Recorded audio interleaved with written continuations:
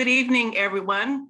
I'm Linda Ganzini, and I'm just delighted that you have signed on to hear about the kickoff of Electrify LO. It's a new campaign from the Lake Oswego Sustainability Network. A little bit about LOSN. We were formed in 2013 with the goal to provide innovative solutions for an ecologically, economically, and socially healthy community.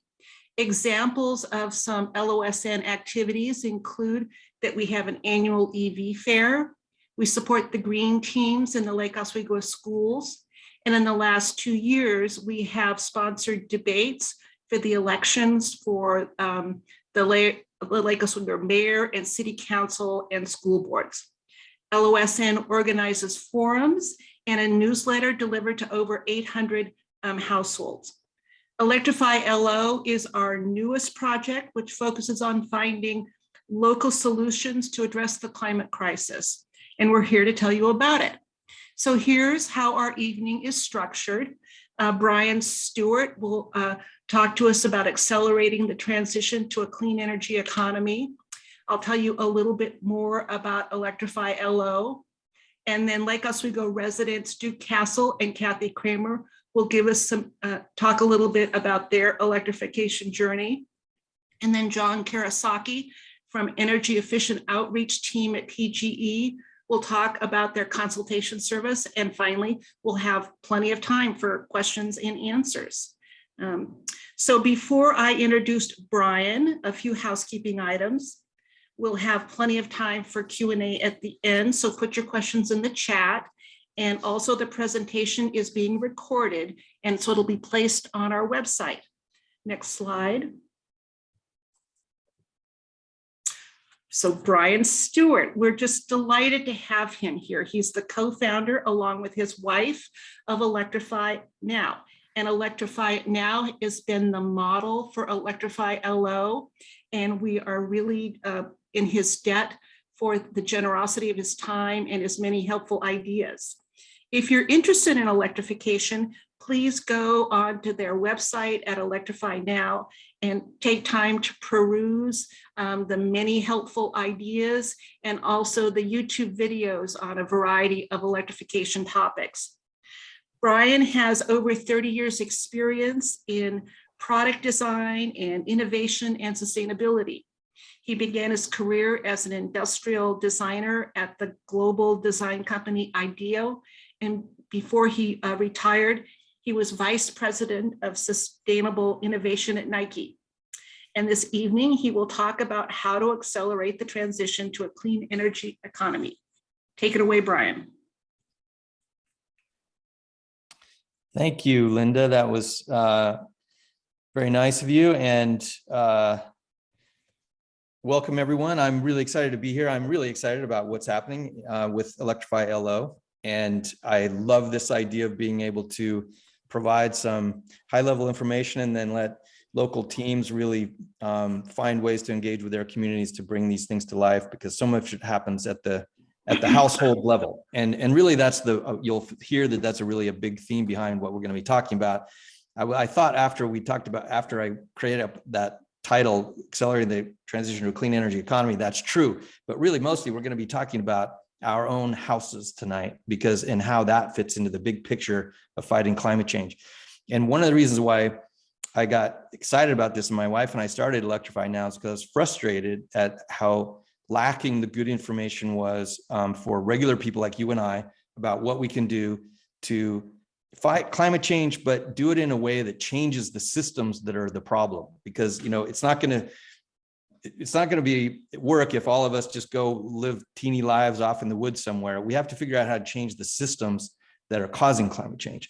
And so that's why when I dug into this, I got excited, because it's actually a very optimistic story, and the solutions that we need, most of them are here. And so that's what we'll be talking about tonight. Most people have an idea that man-made carbon emissions are overheating the earth, but very few people have a really good idea about where carbon emissions actually come from. And I would put myself in that category, even though I was a sustainability professional. It took leaving Nike and retiring and having time to really research this myself to understand that so much of what we're talking about is about energy, and we'll touch on that. And if you, without a good idea of where these emissions come from, it makes it almost impossible to know what to do as an individual if you're interested in that. So the thing that is really important to start with is that burning fossil fuels for energy is the #1 source of global carbon emissions by far. I mean, there are other issues for sure, but the reason that we're even here talking about this tonight is because of the fact that we have relied on burning fossil fuels for electricity and transportation and heat, which produces about 82% of the emissions, might be higher than that. This was in 2019, the latest greenhouse gas inventory from the US EPA. So let's just say somewhere between 80 and 90% of emissions in all industrialized nations, because it looks exactly the same if you're in Germany or Japan or France. It'll be slightly different if you live in a place like Africa, perhaps, where agriculture would be a bigger part. But you see that these other things, agriculture, industrial processes, are a smaller part, but the big overwhelming piece is about burning fossil fuels for electricity, transportation, and heat. And at the household level, it's a similar story. I mean, that if you look at the emissions that we're responsible for as individuals, about 60% of the emissions that we're responsible for come from those same things, burning fossil fuels for energy. And then there's emissions associated with the things we buy, of course, and the food that we eat. And the interesting thing about this slide to me is that if we really work at it and we are diligent about, buying products from respectable brands that are trying to do their best to reduce their emissions, and we buy local food and we don't buy too many things, then you can chip away at these two blue bubbles. But this black bubble here, this 60%, it's absolutely possible to take that to zero. And we have done that in our household, and lots of people in our area are doing it. And that's really what we're trying to do, is help people to take actions that would eliminate household energy-related emissions, which is the majority of carbon emissions. So the bad news is we have to stop burning fossil fuel for these things that we need, like electricity and transportation and heat. But the good news is that wind and solar are now the lowest cost of new energy generation. And you'll see this is a really dramatic look at energy prices from between 2009 and 2021. And you can see solar, for example, is gone from over $350 per megawatt hour down to about 30. And so in the 30s, so you can see that now these, and wind is maybe not quite as dramatically, but it's still also become the lowest source of new energy generation. This is in the United States. It's very similar around the world, slightly different from place to place, but in general, this trend is happening everywhere. The same sort of thing is happening with battery storage, because battery costs have just also plummeted. And this is why that, the EV makers, for example, think that by 2023 or 2024 at the latest, somewhere around there, the cost of making an EV is going to be about the same as cost making a gas-powered vehicle. So that's good news. And the other piece of good news is that electric appliances have just become dramatically more efficient, like 3 to 10 times. And this has been happening over decades. And the LED light bulb is sort of the poster child for this, which is literally 10 times more energy efficient than an incandescent bulb. But the same is not true for gas burning devices. If you look at the trajectory of actual fuel efficiency in the United States since 1970, we've gone from something like 15 miles per gallon on average to about 18. So the fuel efficiency for gas furnaces, for example, is also not changed dramatically, and partly that's because the gas association has fought any kind of standards to improve fuel efficiency for gas appliances. But there's single-digit improvements in fossil fuel burning devices, whereas there's like literally 3 to 10 times more efficiency. Everything, your refrigerator, think about your cell phone that lasts, how long it lasts now compared to how long it lasted when you first got it. So this trend of electric appliances being more dramatically energy efficient with a grid that gets cleaner literally every day, because every time someone puts solar panels on their roofs or a new community solar installation goes up or another windmill is added out in Eastern Oregon, that means our energy grid is getting cleaner. And so you can see the trajectory over the last 20 years, but this is going to accelerate because of all the laws that have recently been passed here in Oregon, particularly about the need to mandating clean energy. So those combinations of highly efficient electric devices and clean energy brings you to this conclusion that we should be electrifying everything. And the reason is because that provides us a sustainable energy future where we are using wind and sun, which is available everywhere on the planet, not just in Russia, by the way, or in Saudi Arabia. It's available everywhere. And we can use that to power all of our primary energy needs for electricity, transportation, and heat. Now, there will be things that are difficult to electrify, there's no doubt. But when we bring this to our household level, everything that we need is entirely possible to achieve with electricity. And we'll be talking about it later, but the performance is better in every case. So I invite you to think for a minute about how many devices you might have in your home that burn fossil fuels. I know in our case, when we started in on this, we had a gas furnace, 2 gas powered cars. We had a gas water heater, a gas stove, a gas fireplace insert. We had multiple, gas burning outdoor power tools, even a propane barbecue. These things, take a guess at how many tons of emissions these things produce on average for an Oregon home. Well, you might be surprised. Just pick a number and then compare it to this number, which is an average will be over 20 tons per year for emissions from these devices alone. So the opportunity is dramatic for us to think about replacing these things.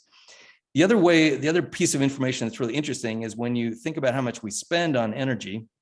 A typical home in Oregon is going to spend about $4,000 per year on fossil fuels for your electricity, your gasoline for your cars, and natural gas if you have that to heat your home. And a huge portion of this, all of your gasoline money goes for fossil fuels. Obviously, this is all fossil fuels, and a huge portion even now of most of our electricity, unless you live in Ashland or something like that, and we'll talk about that, also requires fossil fuels. So essentially, the majority of our energy bills every year, if you want to think of it that way, are paying for fossil fuels that we either burn ourselves or they're burned on our behalf. And if you add that up across the United States, 125 million households, that's $500 billion that people like you and I, this is not corporations or government, this is just households, regular people like us. $500 billion that we spend primarily on fossil fuel-based energy currently. And, just as a reference point, in 2019, $55 billion was spent on clean energy. So it's a huge amount of money that we little people are spending on fossil fuels and essentially funding climate change. So the interesting question is, what if we spent our energy dollars, that money that we have to spend because we need electricity, we need heat, we need transportation, what if we spend that instead of continuing to fund the problem like we're doing now, we used our money to fund the solutions. And what if doing that made our lives better, more comfortable, and maybe even saved us some money in our energy costs? This is why it's really easy to get excited about electrification, because it's true. We can replace all of our fossil fuels burning devices with devices that work better, that are electric, that if they're charged with renewable energy, create 0 emissions and will make you comfortable and perform much better. So we like to make it really simple for people. Take these, we're going to talk about the first 3 of these things today. Clean up your electric supply. It's important to have clean energy into your home. And there's multiple ways to do that. Electrify your home. So this is about getting rid of the fossil fuels burning things that you have inside your home. And then your transportation. It's important for us to remember that we need to bring everyone along this journey with us. We're not going to talk about this so much tonight just because of time, but I encourage you all to think about how we can create policies or use philanthropy to bring those in the community who might struggle with this transition, because we don't want to leave anyone behind. Starting with electricity, though, this is possibly the most important thing to do. And the reason is that although we have relatively clean energy here in the Northwest, if you look at the US as a whole, about 25% of our carbon emissions come from burning coal and natural gas for electricity. And here in Oregon, the average is about 3 to 5 tons per year for electricity, the carbon emissions that come from electricity. And it depends a lot on where you get your energy, because we have lots of different sources for energy here in Oregon. And depending on which utility you're signed up with, you will have different sort of emissions that come from your electricity. So for example, Pacific Power is the dirtiest source of electricity in the state. And rather than 3 to 5, it's more like 5 to 7 for a typical home. Portland General Electric is actually a little bit under the state average. But if you live in Eugene, it's dramatically less. And if you live in a place like Ashland, it's even less, because these other smaller utilities tend to get most of their energy from hydro. I look at this as a sort of picture of our future and where we are today back over here and where we're going, because laws mandate that we get to 100% clean energy by 2040 and at 85% clean energy by 2035, I believe, if I remember that correctly. So we're on this journey. So our electricity is going to be more like Ashland than like Pacific Power. Every year we're going in this direction, and we're required to make advances every year. So that's an important thing to keep in mind. So we're headed to 100% clean energy by 2040, but all of us can take actions to get 100% clean energy right now. And I would encourage you to do this if you haven't already done it. There's excellent green power plans that are available from PGE and from Pacific Power. I'd encourage you to sign up for those. They are a good product. Even better is to put rooftop solar on your home if that works for you, if it's financially viable for you, if you have good sun exposure, et cetera. The thing that I'm most excited about, that I think as a near-term action, those of us who are inclined should absolutely support, is community solar. And the reason is because when you subscribe to these community solar programs, you will be getting nearly 100% renewable energy into your home. You will also save money on your electric bills, and your subscriptions are funding these new clean energy generations facilities that are happening right here in Willamette Valley. I have information on our website if you want to find easy ways to sign up, because it can be a little challenging to get good information on this, but I put links in the chat on how to find easy ways to subscribe. So I'd encourage you to do this.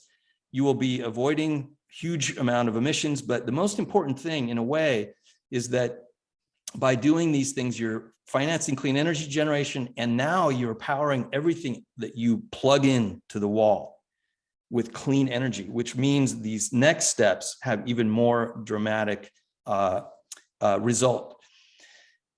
Okay, so electrify your home. This is kind of the meat and potatoes of it in a way. This is some of the things that as homeowners are the most, like, in some ways they're not very fun, but they're some of the most important things you can do. We've all grown up with this idea that natural gas is this clean, beautiful blue flame, and it is just not true.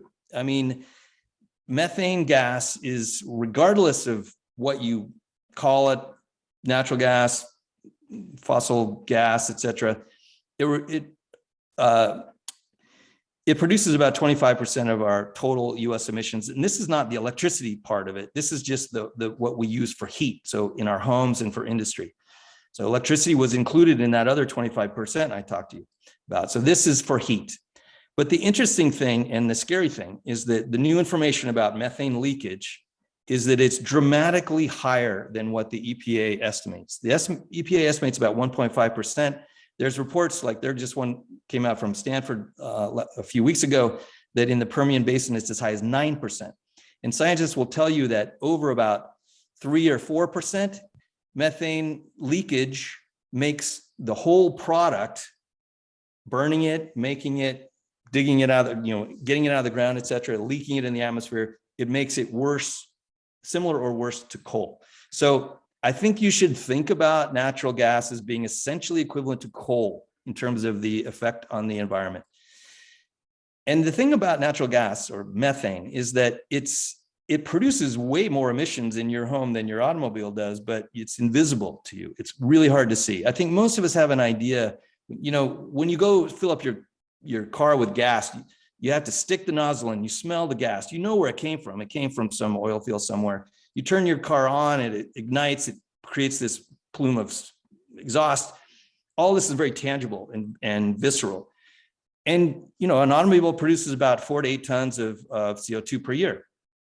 Your house is connected in some ways to those very same places, but it's a pipe underground. You don't see it. You don't stick a nozzle into the side of your house. And even when you use your furnace or your gas water heater, you know that you're not really aware of all that fuel being consumed. You're not aware of the smoke that's going up your chimney, but your house is producing more emissions if it's heated with natural gas than your car. It's just that you don't see it. The big culprits are your furnace. If you have a gas-powered furnace, which a typical older furnace is going to produce 4 to 8 tons per year, and your gas water heater surprisingly is, you know, right up there, 1 to 3 tons. All right, if you have a trouble imagining what a ton of carbon emissions look like, because most people struggle with that idea. Imagine this. Imagine you and I were walking down the street and we came across this pile of garbage in the street, plastics garbage, 100 plastic bottles, 100 bags, 100 forks, 100 spoons, 100 knives, 100 of those terrible plastic takeout containers, 100 yogurt cups, and mixed into this, 1,000 plastic straws. You'd probably be horrified to know that that pile created about 23 pounds of carbon emissions to produce that plastics waste. Be pile up to your knees. 1 day of heating your home with natural gas produces about 44 pounds, and 1 gallon of gasoline produces about 25 pounds.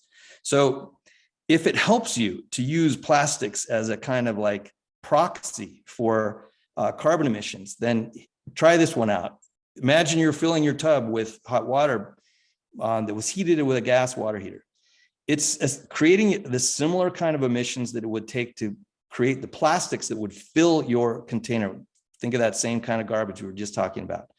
So if that visual helps you to understand the impact of burning natural gas in your home, then I hope it helps. I hope it doesn't ruin your hot bath, but it might, maybe just a little bit. All right, so let's talk about the solution. The solution is our heat pumps, and these things can sound really mysterious, particularly if you're not very scientifically minded, but I like to keep it really simple for people. You've had a heat pump in your life since you were a little kid. It's called a refrigerator. And basically the way these things work is they move heat from one place to another, which is why they're called heat pumps. So they're, in the case of your refrigerator, it's moving heat from inside this insulated box into your kitchen. So your kitchen gets slightly warmer. You may have noticed that if you put your hand down behind the bottom of the refrigerator, reach behind. So your refrigerator, your kitchen's getting slightly warmer, it's getting dramatically cooler inside. These things are incredibly efficient. Like last summer when it was really hot, you know, before we turned our air conditioning on, one day it got as high as like 85, almost 90 degrees inside of our kitchen.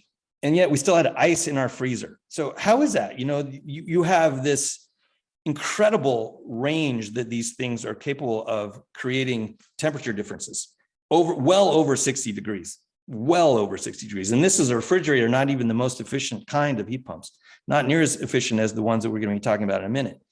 But think of it this way, that basically we're going to use the same exact technology to heat our homes and cool our homes.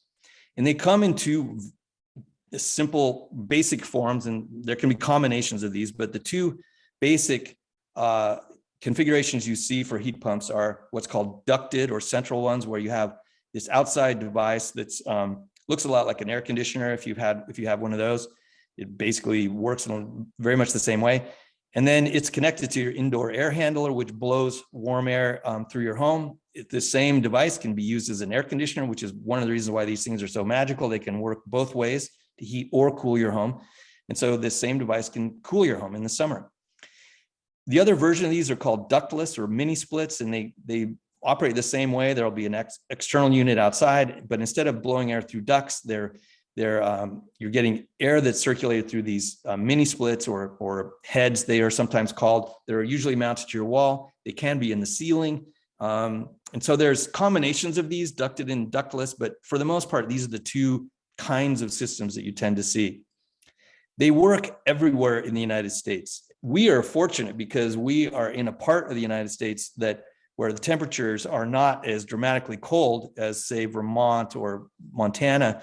And so we don't even need as high an efficiency a heat pump here as you would in these other places, but they're being used in Alaska. and Vermont and Sweden and Finland and Japan, places that are really cold.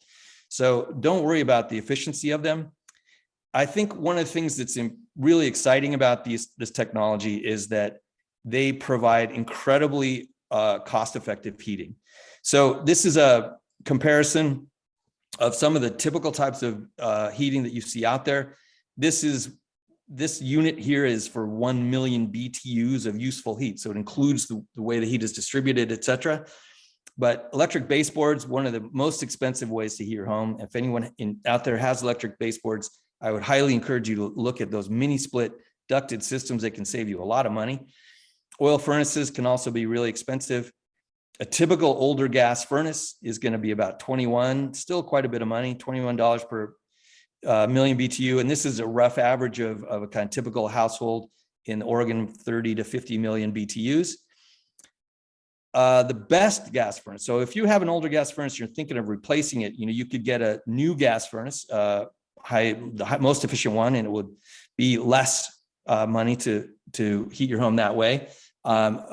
A gas furnace with a heat pump is something that the utilities love this idea, and I'm all in favor of it as a stepping stone, but really the best option is to go all the way to electric heat pumps. And you can see that the most efficient ones of them. So what I would like to, maybe would be good. We might have to mute people. The ductless and the cold climate heat pumps, that's just kind of like a way of designating the most efficient ones that are out there. Those are going to be the cheapest ways to heat your home. But I like to tell people that essentially all of this from a best gas furnace to a gas furnace with a heat pump, these are really in the ballpark of about the same amount of money per year to heat your home. So the point is that if you're starting here with an older gas furnace, you could save some money with gas, getting a more efficient one. But if you go here, you're going to save money also. But the big thing to consider is the carbon impact. So again, electric baseboard, not a good way to go. Oil furnace, terrible. An older gas furnace is going to be in that 5 to 8 tons. A new one, the most efficient gas furnace is going to be in the range of 3 to 5.5. When you look at the variable speed, the ductless, and all of these over here, these versions of heat pumps, they're going to be dramatically less than the older gas furnace and even better than these devices here that burn fossil fuels. And when you keep in mind that this is with today's energy mix, the way we're headed, these devices will move towards zero over the life of their lifetime, because these things last a long time. And by the way, those price comparisons I just talked about, that's before Northwest Natural raises their gas prices like they're planning to do by 12% right now, and most likely will have to do again next year because gas commodity prices are going through the roof. So those financial comparisons will get more and more favorable, and the carbon comparisons will get more and more favorable literally every year. The same is true with water heating. The very most efficient natural gas water heaters, including the tankless ones, will get you somewhere between 5 to 6 hot showers for $1. An electric heat pump is going to give you twice as many and going to produce about a quarter of the emissions. And again, because the grid is getting cleaner and cleaner, that heat pump water heater will approach zero emissions before its end of its useful life. So the point is that this heat pump heating for water and space heating is no compromise. In fact, what you will find is it can actually improve your comfort because heat pumps operate more continuously. So that means that you get better air filtration, you get better distribution of heat, because instead of it coming on and on and on and off, like most gas furnaces will do, this is continually moving warm air through your home. So every corner of your home is going to get more equally warm. So it's zero compromises, I like to tell people, and it's absolutely the best way to avoid carbon emissions. And if you've got renewable energy coming into your home today and you do this, you're going to be avoiding about 5 to 11 tons of carbon emissions every year. These devices also give you superior indoor air quality. I mean, the gas stoves are the ones you're hearing a lot about in terms of indoor air, and the carbon monoxide and the nitrous oxide emissions that come from combustion of these devices. has been linked to asthma, particularly in young children. Peak indoor air pollution can happen within minutes of turning these devices on and reach levels that would be illegal outdoors. And they leak methane, these stoves leak methane even when they're not being used. So your gas stove is slowly poisoning you if you, and I mean that quite literally, even if you have good ventilation and you forget to turn it on right before you light the flame, you're going to have problems. And most houses have nowhere near adequate ventilation. It's important to know that any cooking device, you need to have good ventilation, because when you use high heat, you have other things that are emitted. But an induction stove will not produce carbon monoxide and nitrous oxide emissions, whereas a gas stove will. And induction stoves are just better. They perform better. They reach high heat much faster. They're easier to control the temperature. They're easier to clean. Anybody who's spilled pancakes on a hot gas stove knows how difficult that is to clean up. It's just a wipe of glass with induction. And again, there's none of these emissions, and they're safer for your children. You don't have hot grates that stay hot for a really long time, etc. So this superior air quality thing is true for all devices, but it's most obvious with cooking. So this theme of electric is better. It's true whether you're talking about barbecuing. You can get electric barbecue, your gas-powered lawn tools. My gosh, if you've ever experienced electric tools, you'll never go back to gas. No filling them, no maintenance, none of that. You can get an electric fireplace insert. I have one in my house. No one would be able to tell the difference between it and a gas one. And it has the advantage that you can control the amount of heat. It's not just on and off. You can even run it, if you just like the way it looks, with no heat. All of these things will produce zero emissions when you charge them with renewable energy. So the goal would be to actually, and in some cases, it may take you years to achieve this, but I would ask you to have as a goal, an aspiration, to actually cut the pipe to your house. Because here's the reason, because your furnace and your water heater are the big culprits, like I mentioned, but anything that you burn in your home is leaking methane every day. You are contributing to the leaky system, because those pipes that go under your yard out to the street, those leak too. There's reports that really demonstrate that the leakage is much higher than people think. And you're paying $120 just for the pleasure of being connected to the system. So by cutting the pipe, having your meter removed, which they are legally required to do, and you can ask them to remove the pipe to your house if you want. They're legally required to do that as well. All those things would be in service of scaling back the gas system, which just has to be unwound in order for us to meet our climate goals. So this could be an aspiration, and I can tell you, if you ever get there, it'll be a good excuse to have a party, invite your friends over and celebrate. All right, let's talk about transportation really quickly here. People pretty much know that transportation is a big source of emissions. It's about 30% of our emissions in the United States. Here in Oregon, it's actually higher. It's more like 40 to 45%. What most people don't know is that it's our cars that are the big culprit. Airplane travel is for sure something to be minimized and avoided if you can. And I think Zoom has been a great way of reminding us that sometimes we don't need as much business travel as we might have thought we needed in the past. But it's really our cars and light trucks that are the problem. 60% of the transportation emissions come from cars like you and I own. These big trucks on the freeway are the next one, but think of cars as being the problem. And the good news about that is cars are the easiest ones to electrify. But a gas burning car is going to average about 4 to 8 tons and produce nearly 100 tons of emissions over its lifetime. If it helps you, to use this plastics analogy again, imagine when you fill up your car with gas, that you're stuffing every available space inside your car with plastics trash. And that's pretty close to a proxy for the kind of carbon emissions that are produced with one tank full of gas. An EV, and particularly if you charge it with clean energy, if you've taken step number 1, which we've talked about, and you're charging your EV at home, which is what most people do, you're going to be driving your car with zero emissions. Battery prices are plummeting, as we talked about, and the charging infrastructure is just growing leaps and bounds. In fact, you may have seen that President Biden just allocated billions of dollars to building our clean charging infrastructure out across the United States, which is going to make it easier and easier to get around. We've had a car for EVs for almost 4 years, and we travel all over the West, Utah, Montana. It's entirely possible to do. A lot of people wonder and ask the question, well, aren't you just trading, one source of emissions for another?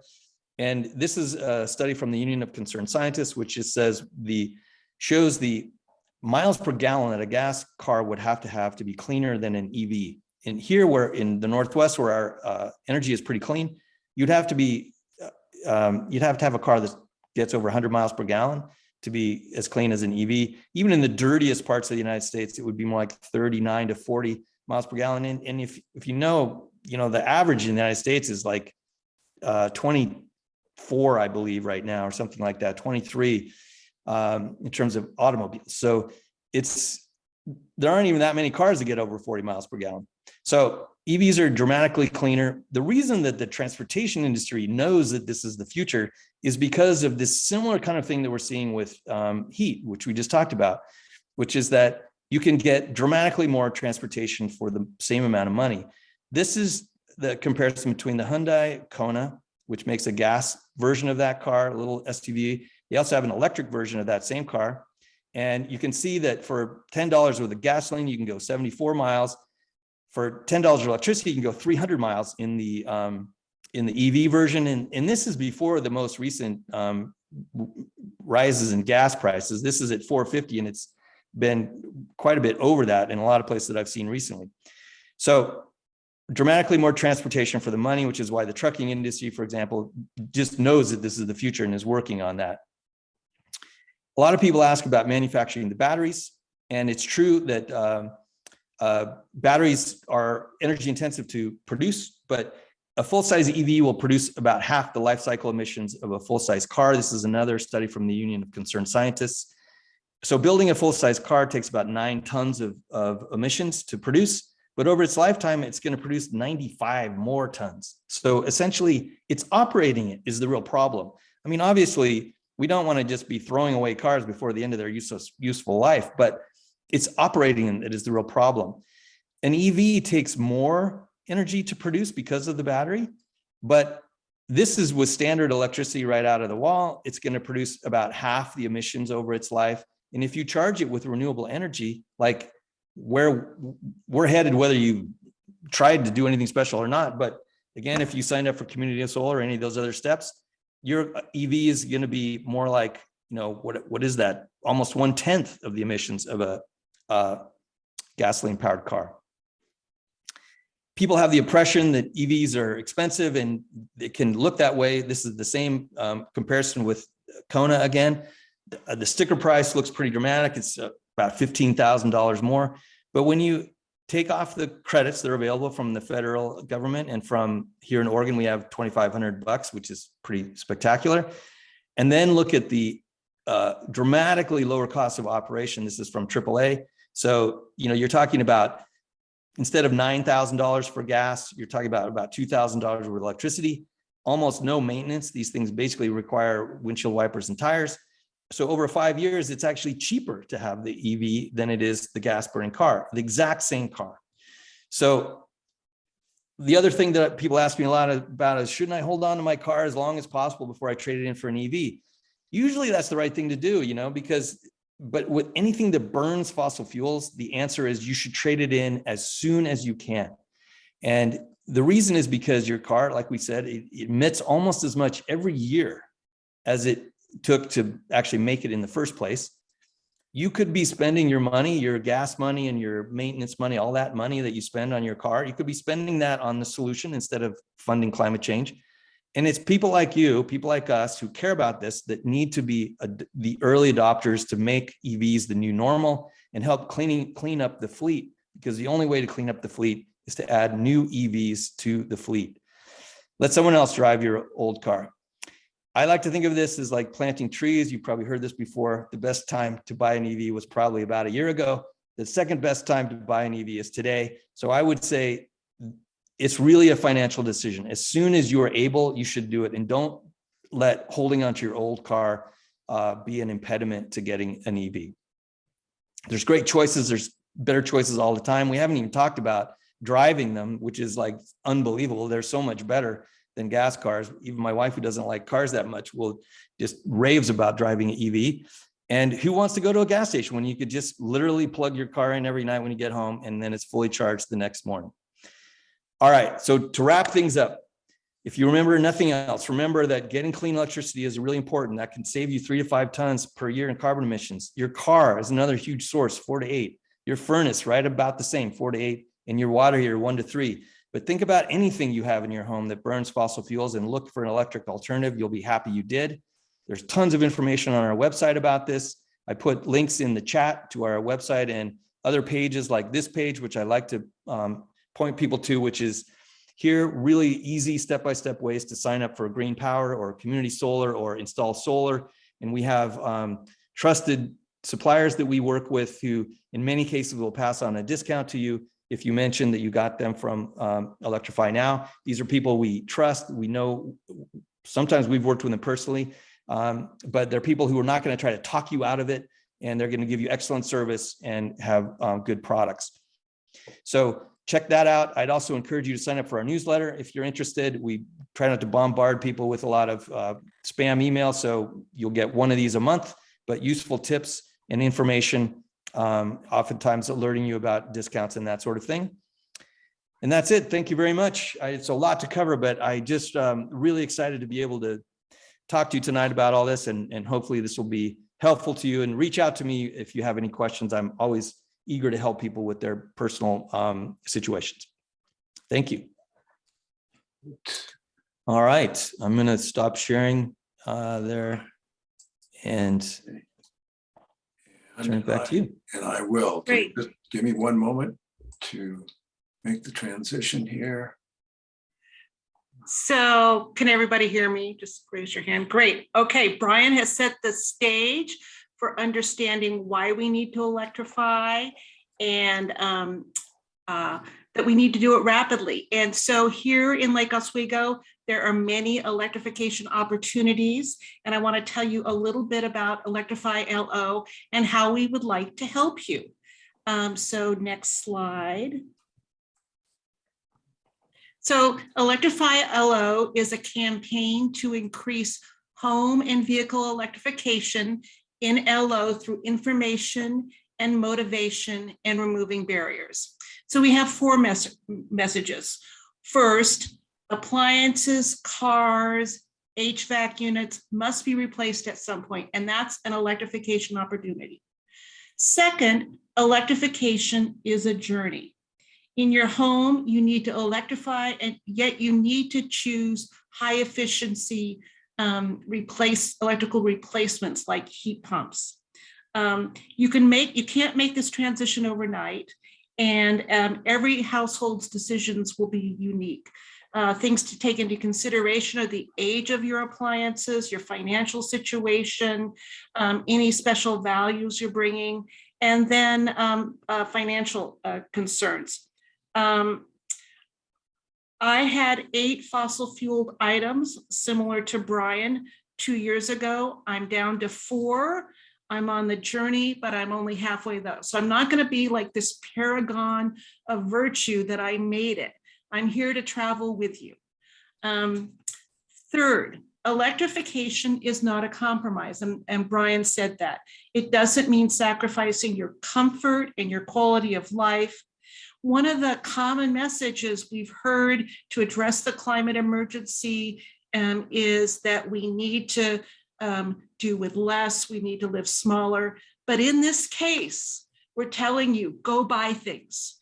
And you get to even buy fun, cool things. So this is just a relief to all of us. And finally, the electrification journey takes a lot of planning so that your choices don't occur in a stressful situation.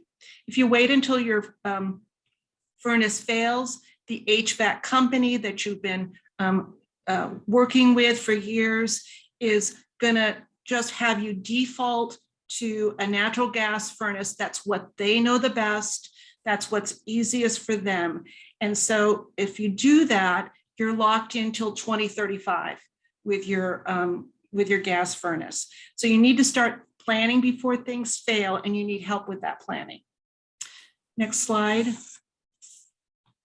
So what about Electrify LO? What's our framework? Well, this is a positive campaign. We're going to be civil and encouraging, and we're going to applaud every step you make, and we're going to emphasize the co-benefits, and we're going to be scientifically accurate. We're going to be more pro-electricity than anti-anything else. And we aren't going to do any lifestyle shaming. We want to help everybody no matter what their situation is. We want to simplify things. It can be very complex and help you find the resources that you need. We're working to develop grassroots, develop relationships with aligned groups. There's many grassroots groups that are popping up all over the Pacific Northwest. And there's a lot of great ideas we can share with each other. We're trying to grow ourselves and build our capacity so that if you have time to devote to help us, please contact me. And advocacy is crucial. We believe that once people have a positive experience with electrification and they talk to everybody, they know about it, electrification will become the norm. And that is a very powerful basis for policy changes. Next slide. So who's our audience? Well, there's a Yale program on climate change communication, and they do a survey every year. And last year, 1/3 of all Americans were alarmed about the climate crisis.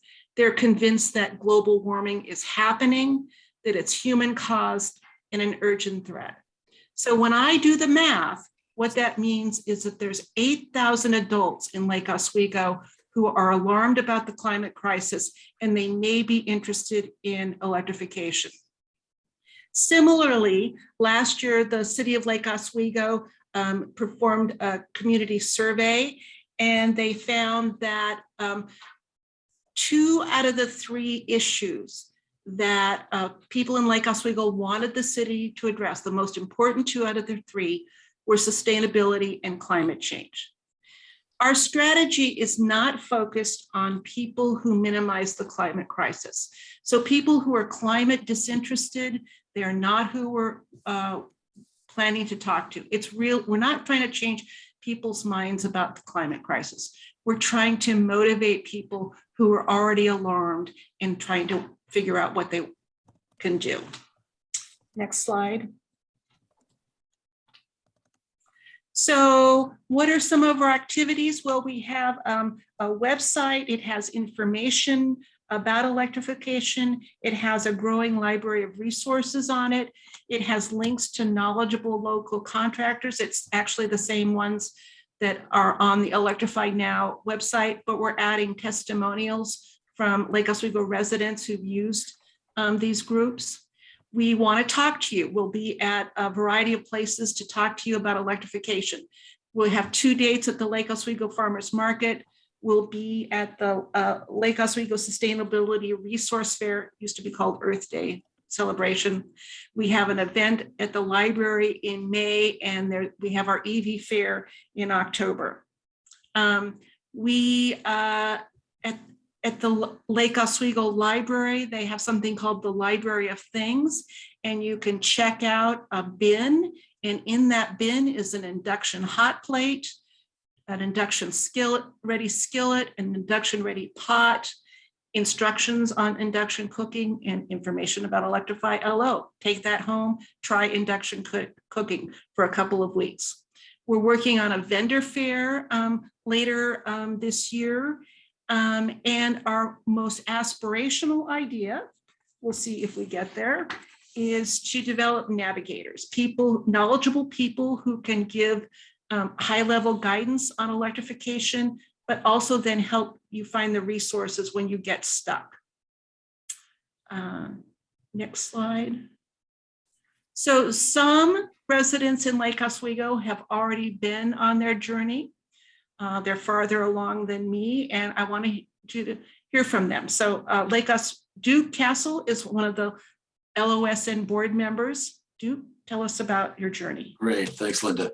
Well, what got me on this was when I was working on the city's climate plan.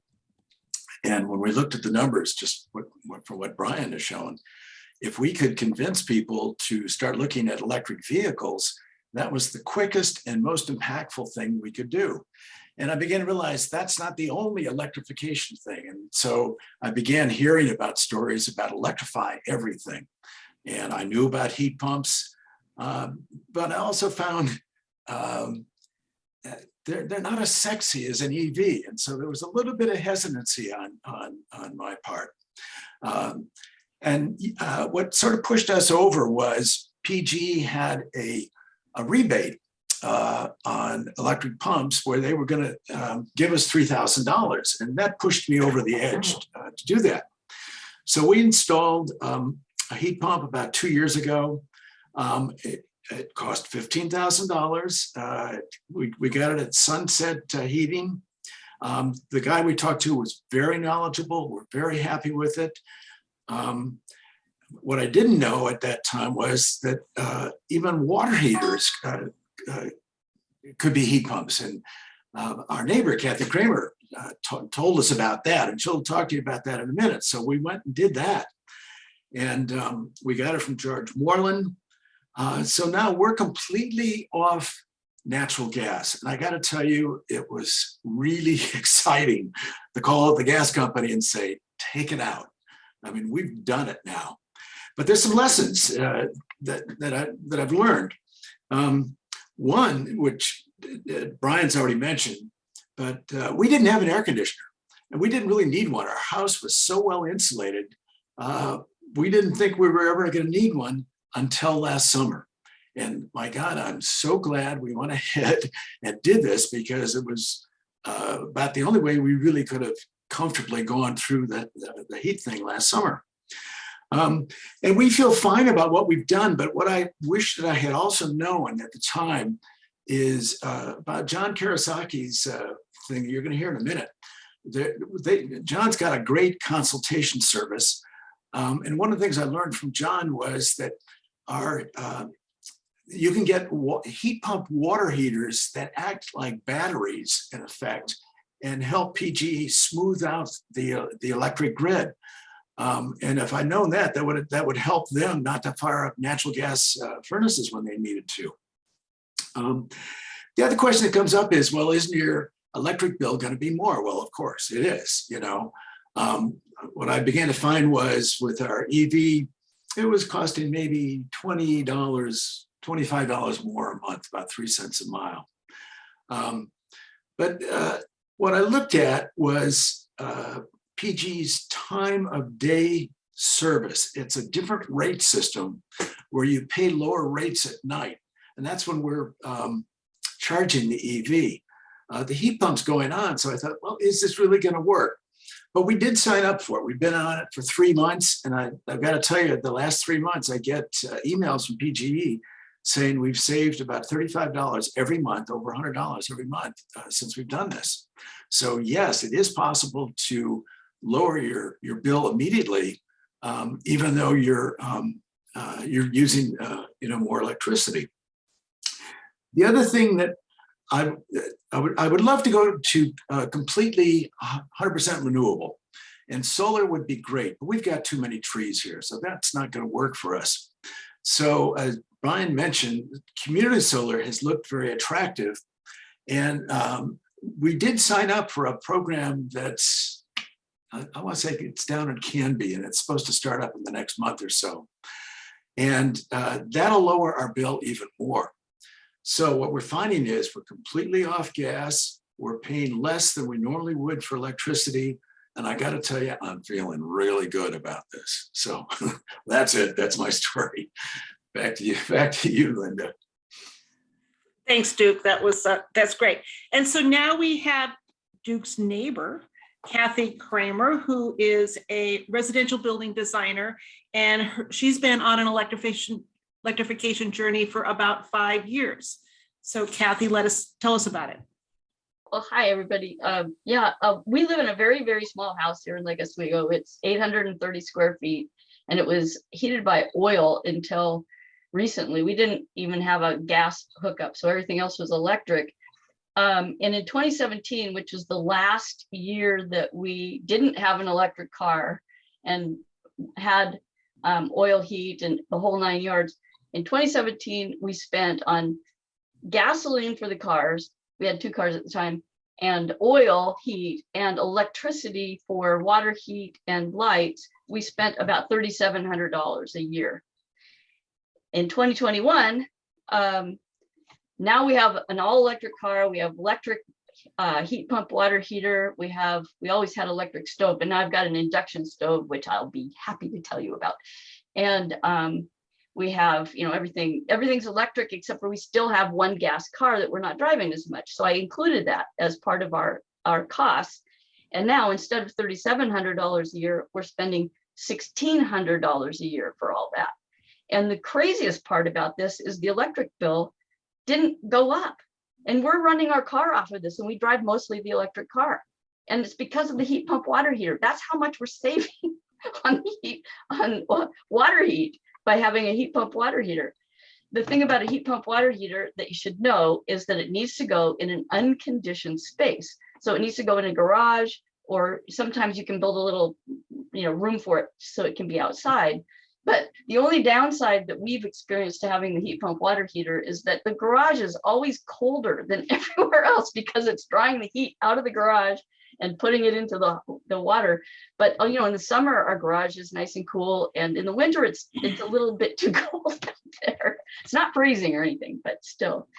But so of all the things that we've done, the 2 things I'm most excited about are the car. There is nothing, like Brian said, there is nothing like driving an electric car. There's just, it's something. One time I was at a party recently, and there was a BMW electric car driver, a Tesla driver, and me, and I think there are 2 Tesla drivers, and then my Bolt that you see in the picture.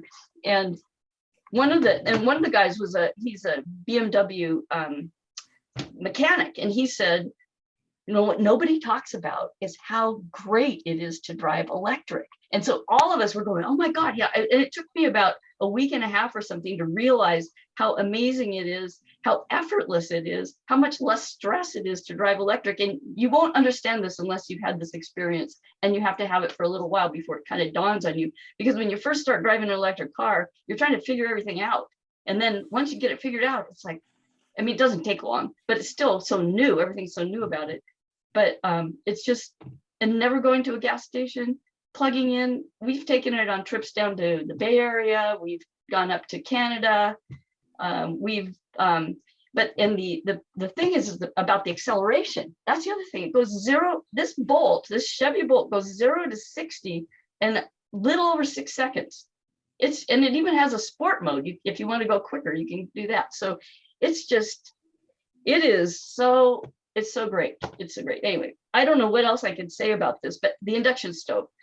So I love to cook, and it is revolutionary. You really have to watch things come to a boil on the stove. Otherwise, things will boil over. And on an induction stove, any pot that you have that a magnet will stick to will work on your. And so all my old cast iron, we ended up getting new pots and pans because we needed them. They were almost 45 years old. So we have, and I can't tell you how great it is to cook electric. I don't think it's any more efficient. Maybe somebody else can speak to this than a regular electric stove, but it's way more efficient than gas at turning energy into heat for heating food and boiling water and whatever else you want to do for cooking. Anyway, I don't know what else I can say about this, but I'd be happy to show anybody my induction stove if anybody wants to come. I've had people come to my house and and cook things on just so that they can see what it's like. But anyway, I think that's all I've got. Thank you. Thank you, Cathy. Cathy's testimonial is in our last newsletter, and it will be up on our website pretty soon. So now we'd like to hear from John Karasaki. He is part of the energy efficiency outreach team at PGE, and they have a great consultation service that Duke mentioned. Go ahead, John. Great.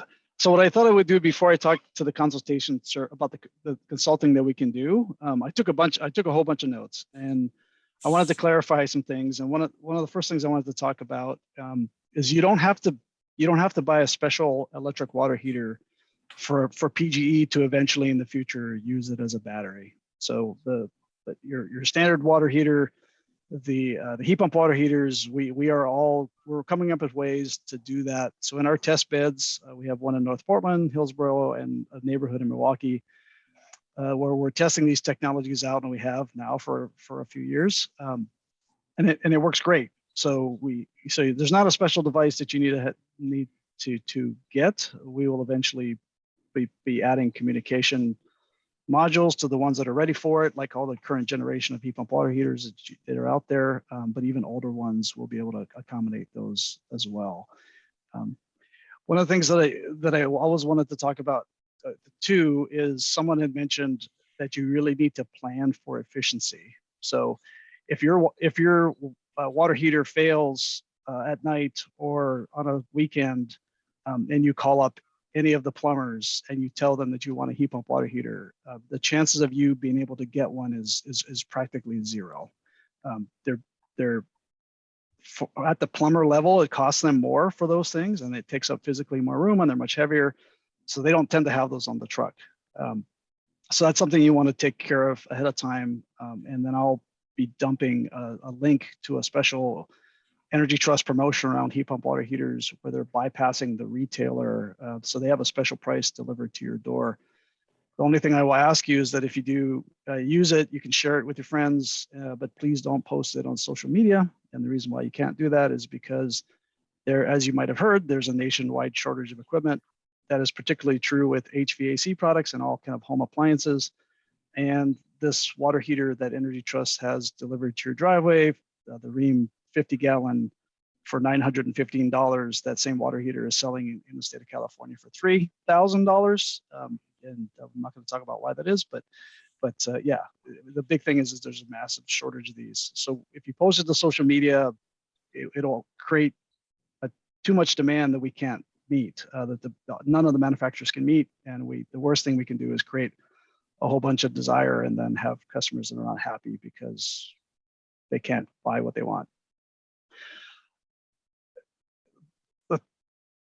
One thing I'll say is similarly to the water heaters, because of the supply chain shortages and because of just the incredible demand from people primarily working from home with COVID, all of the HVAC contractors, say the 300 to 400 trade allies of the Energy Trust that's in the Portland metropolitan area, serving your neighborhood, and the smaller list of just under 30 PG approved heat pump contractors, while they know what is best to do, because the salespeople are handling more than double to 3 to 4 times the volume of sales calls that they have ever been, probably in their professional careers, they often are going to pull the easy button or just push the easy button. And if you have a gas furnace that fails, they probably are going to recommend replacing it with another gas furnace and an air conditioner if you want cooling. Again, it's not because they don't know about better solutions and other things to do, but the industry is way overworked, and it's going to take them a significant amount more time to explain to you even what a heat pump is, because most people have no idea what it is, and it's hard for them to even get into that. They'll take up all the available time that they have to meet with you at the kitchen table, just kind of doing that, and they rather not do it.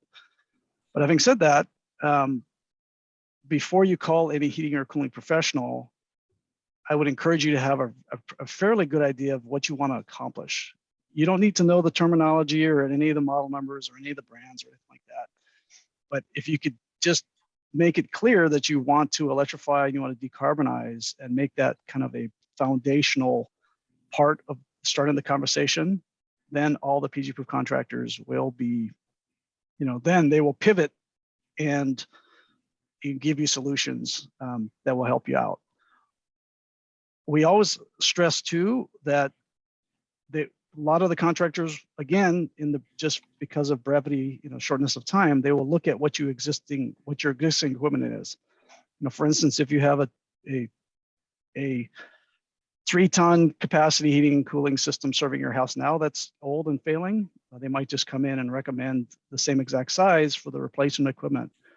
I would encourage you to ask them to do heating and cooling loss calculations on your specific house, but they should also be making recommendations to you to do cheap and cost-effective things such as sealing leaks, so do air sealing and insulating, replacing windows, which are not cheap and nor simple, but that is, that is a better step. So you reduce the overall heating loss from your house, the heating load and the cooling loads, and that way when they actually design systems for your specific need, they're actually designing systems of smaller capacity, which in the end cost less, and the less capacity units also consume less. So your footprint, your carbon footprint is significantly reduced. Having said that, someone asked the question and I responded in the chat about panel size. The standard home, and it has been this way for quite a few, for probably about 2 decades, I would say at least, is a 200 amp panel, and all the modern equipment can be handled with that, unless you have a situation where you're doing something else, like you're welding in the garage at night, and you have a few hot tubs or something crazy like that. But for the most part, the big thing we do see actually with homes that consume a lot of power, which people don't think about, is water features. So if you have Japanese garden like or fill in the blank amusement park size fountains in your yard and things like that, those things use tremendous amounts of electricity, far more than you would think. And then, yeah, you might have panel issues, right? So let's talk about the different technologies quite briefly. Brian did a really good job of pointing you kind of down that direction, talking about ducted and ductless heat pumps. Most of the homes in Lake Oswego that I've encountered already have a duct work of some form. So they're using gas furnaces. If they haven't been converted, they might be even using an oil furnace. Some homes that don't have access to natural gas might be using electric furnaces. That is a good place to start if your ductwork is in good condition. And that's something that you could have the heating and cooling professional, the HVAC person, check out as they put proposals together for you. And if the ductwork itself has enough capacity, so not only is the ductwork in good condition, but it's the right proper size to move the quantity of air that you're going to need to heat and cool your house adequately without putting undue stress on the equipment. But if you have ductwork already, a good place to start is with the heat pump system.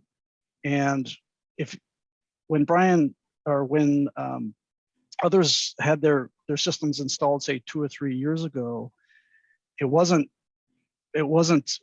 widely available, but the current standard for heat pumps would be the extended capacity or cold climate heat pumps that Brian brought up.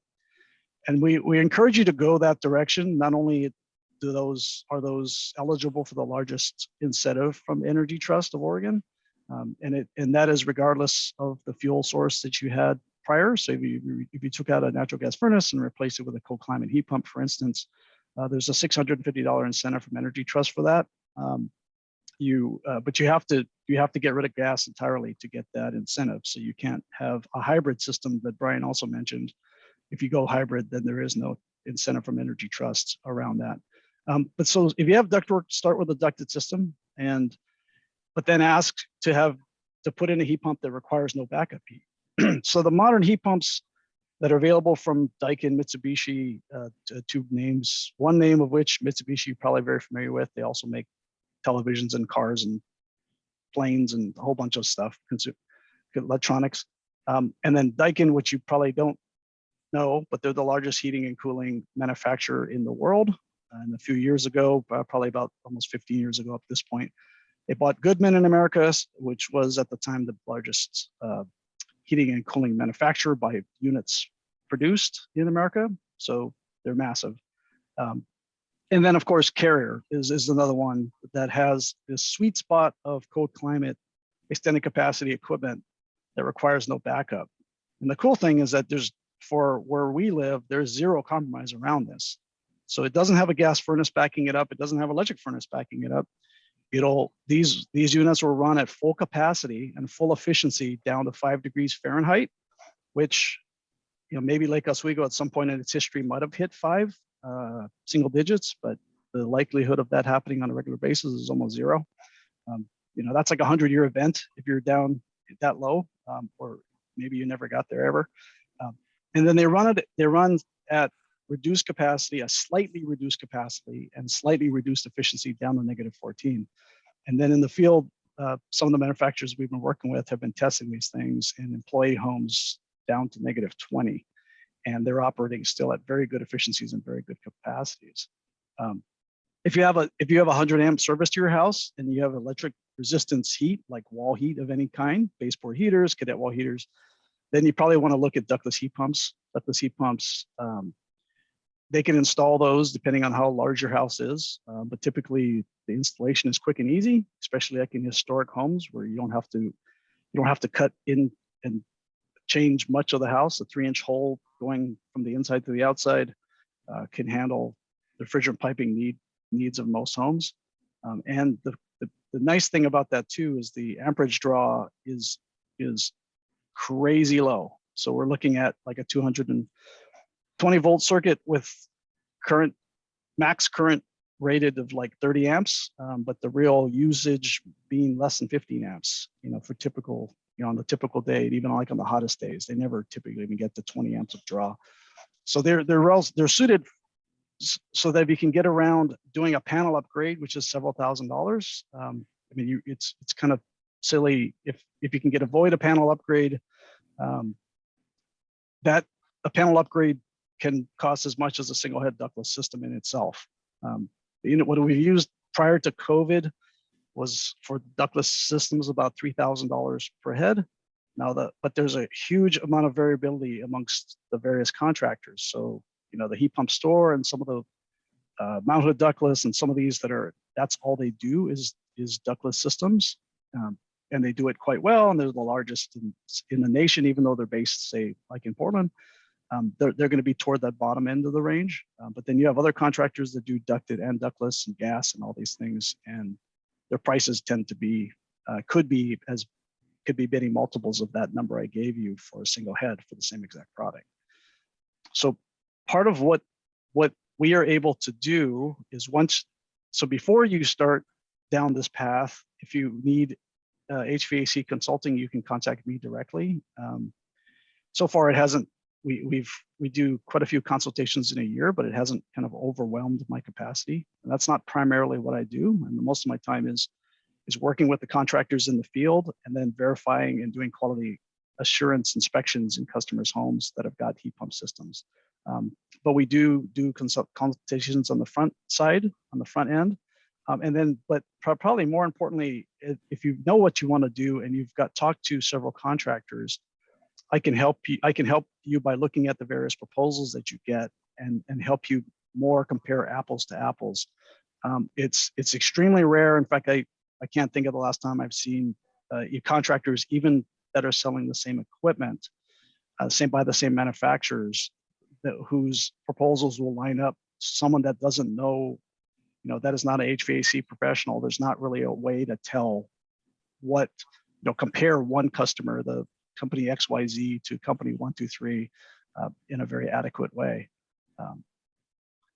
So with that, I think we have about 15 minutes left in this discussion, and I think we wanted to leave about that much time for just question and answers. My preference is to take questions and answer them instead of kind of preaching to the choir. Good. So, we've had lots of crosstalk that's been really great, and you've answered some questions. Let me go back and to some of the original questions. Tom Atwood asked, what percentage of PGE's electricity is from fossil fuels in this area? So we just closed Boardman, which was the largest coal-fired plant in Oregon. It was 500 to 600 megawatts. And that, before we closed that, we had added years prior natural gas plants. 37% of our roughly 37% of our generation mix. It's not more than that. It's less pretty much every month that goes on.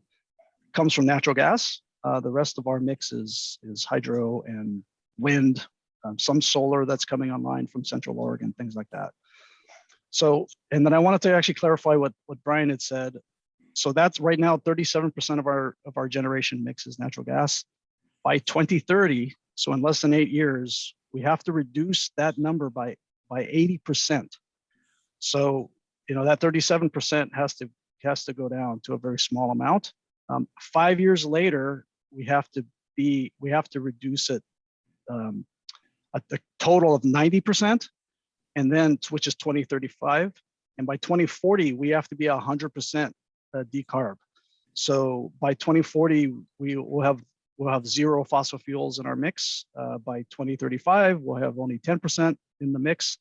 And by 2030, we'll have only 20% in the mix. And, you know, so it's incredibly aggressive goals. And it's cities like Lake Oswego and Milwaukee and Hillsborough and Portland and Portland Public Schools, others that are looking at a decarbonized future that help us really get there. And of course, all of your community activism, you talking to Salem, you talking to Energy Trust, you talking to your local, you know, representatives, that helps us along the path as well. Thank you. Okay, a question from Ian Thompson. What are the ovens associated with conduction cooktops life if you have a complete unit? Tell me about the ovens associated with them. Yeah, so for a long time, if you're a hardcore residential baker, you were already likely cooking with an electric convection oven. So even the top of the line gas cooktop, you know, single units, they already had gone primarily to electric convection. And the reason why they did that is because you know, baking is a chemical reaction that requires precise temperature and time, and of course measuring out everything in exact proportions. But with an electric convection oven, you can get that temperature, you can control that temperature within a degree.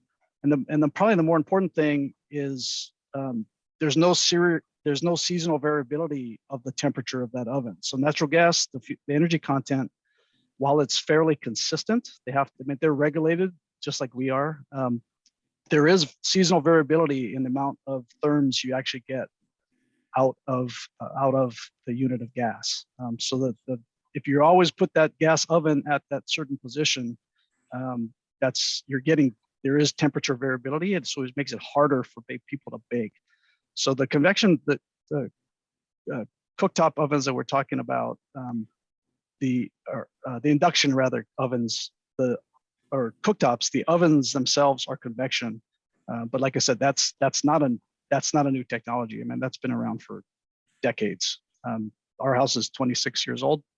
We have a Gen Air with a gas, unfortunately, a gas cooktop, but that electric convection oven has been there for 26 years. By the way, that's actually that actually makes the transition to induction easier, because you will need a 240 volt circuit to your stove for an induction cooktop. And if you've got a gas range with an electric oven, you already have that circuit there. So it makes the transition quite a bit easier, because basically, literally, you can pull the gas stove out, cap the pipe, and slide your induction stove range right in and plug it right in, typically. Cool. So another question is, I'll tell you what the question is, and I'm going to broaden it a little bit. Can you put solar panels on a rental? A bigger question is, what of all of these electrification things can you do in a rental? Community solar. Yeah, community. I was going to say, and that's kind of an interesting question, because when I first heard it, when I first saw it, I thought that and given this audience, that I thought they meant they owned the rental and they weren't living there. But I think the question actually is the opposite, where someone that is renting a place is wondering if they could put solar on the roof.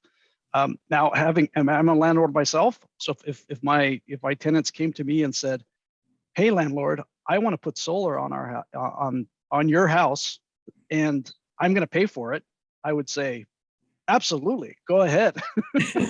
because how most rental agreements are written. In fact, everyone I've ever seen is that any capital improvements they do to the property gets left when they leave, right?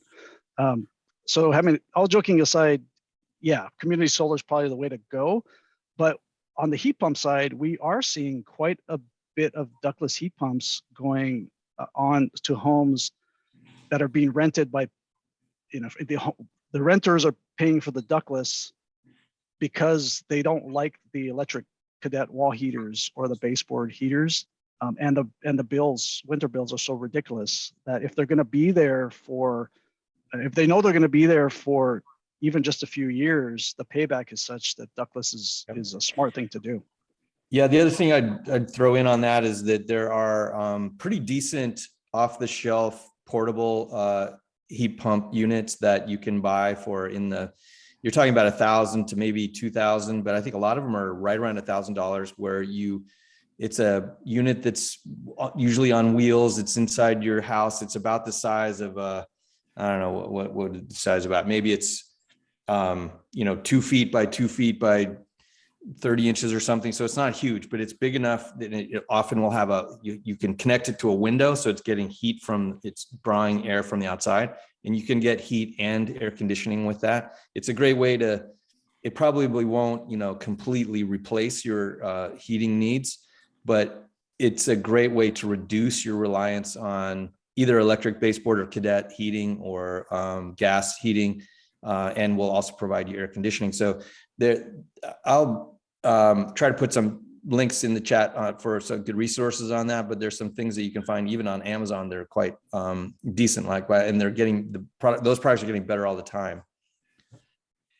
Cool. Okay, we have time for one more question. And it is, are there combination heat pumps that work for both space and water heater? So the short answer is not reasonably economically. So the stuff that's available, does a product exist? Yes. Is it economically viable? No. Because it is like 5 to 10x the cost of the independent systems. Okay. Okay. So thank you. Let's go to the next slide. And just want to talk to you a little bit about upcoming events. Again, go to our website and we can see you next at the Lake Oswego Sustainability Resource Fair. That's Sunday, April 24th at the Lake Ridge Middle School. And then we will have a table at the Lake Oswego Farmers Market on May 14th and June 11th. That's in Millennium Park Plaza. We have a library event on Thursday, May 19th at 6 o'clock, where I will talk about many of the things I've talked here, but the important thing is to bring your friends and family to that event. We will have more information at our electric vehicle fair in October. And as I mentioned, we're working on a vendor fair. And one last event we have coming up in just a week on April 14th is called The Latest Scoop on Healthy Soil and How It Affects the Healthiness of Our Food. That's April 14th at 6:30. It's a Zoom event, and David Montgomery, who's a leading expert on soil health, will be speaking about the revolution in soil management and its connection to our food.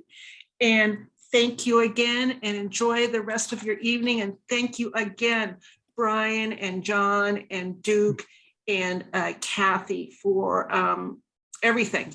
It's been wonderful. So I have to do a shameless plug, because otherwise I'll get into trouble. So I would encourage everyone to go to portlandgeneral.com. So if you're interested in heat pumps, you go to portlandgeneral.com/heat pump.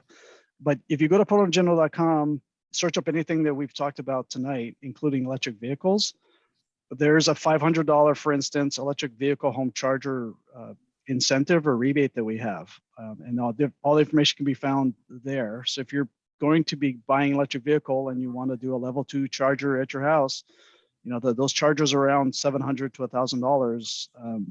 The $500 PG incentive for that pays for half of it. So, but a lot of information on portlandgeneral.com.